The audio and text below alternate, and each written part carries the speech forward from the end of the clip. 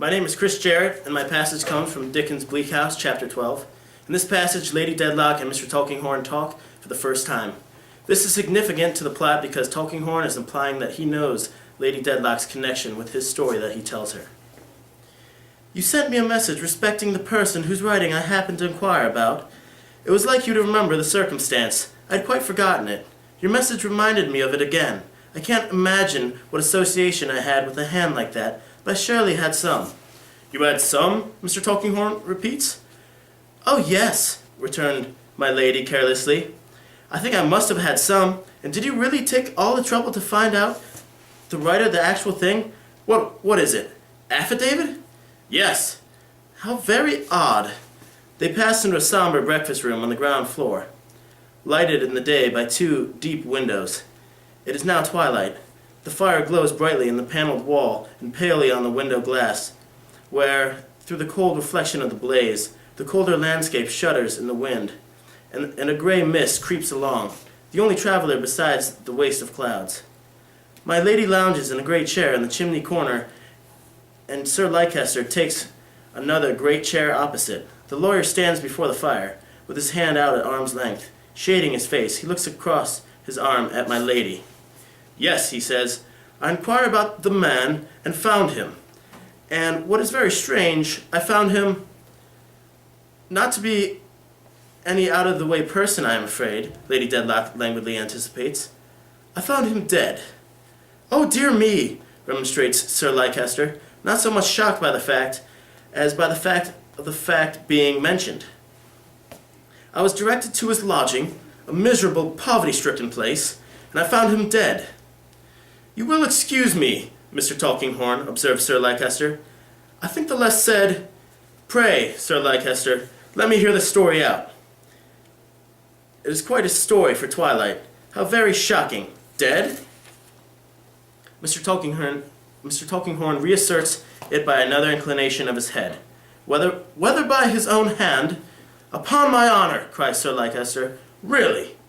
Do let me hear the story, says my lady. Whatever you desire, dear, but I must say... No, you mustn't say. Go on, Mr. Tulkinghorn. Sir Leicester's gallantry concedes to the point, though he still feels that to bring this sort of squalor among the upper class is really... I was about to say, resumed the lawyer, with undisturbed calmness, that whether he had died by his own hand or not, it was beyond my power to tell you. I should amend that phrase, however, by saying he had unquestionably died of his own act, though whether by his own deliberate intention or by mischance can never be certainly known. The coroner's jury found that he took the poison accidentally. And what kind of man, my lady asks, was this deplorable creature? Very difficult to say, returns the lawyer, shaking his hand. He had lived so wretchedly and so neglected, with his gypsy color and his wild black hair and beard, that I should have considered him the commonest of the common. The surgeon had a notion that he had once been something better, both in appearance and condition. What did they call the wretched being? They called him what he had called himself, but no one knew his name. Not any one who had attended on him? No one had attended on him. He was found dead. In fact, I found him. Without any clue to anything more? Without any. There was, says the lawyer meditatively, an old portmanteau, but no, there were no papers. During the utterance of every word of his short dialogue, Lady Dedlock and Mr. Tulkinghorn, without any alteration in their customary deportment, have looked very steadily at one another. It was natural, perhaps, in the discussion of so unusual a subject. Sir Leicester had looked at the fire with the general expression of the Dedlock on the staircase.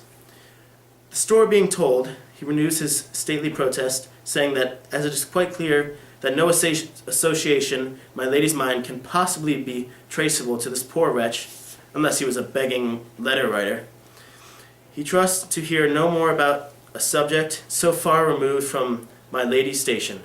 Certainly a collection of horrors, says my lady, gathering up her mantles and furs. But they interest me for the moment. Having the kindness, Mr. Tulkinghorn, to open the door for me.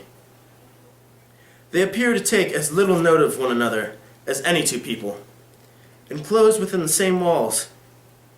But whether each evermore watches and suspects the other, evermore mistrustful of some great reservation, whether each is evermore prepared at all points for the other, and never to be taken unawares, what each would give to know how much the other knows, all this is hidden, for the time, in their own hearts.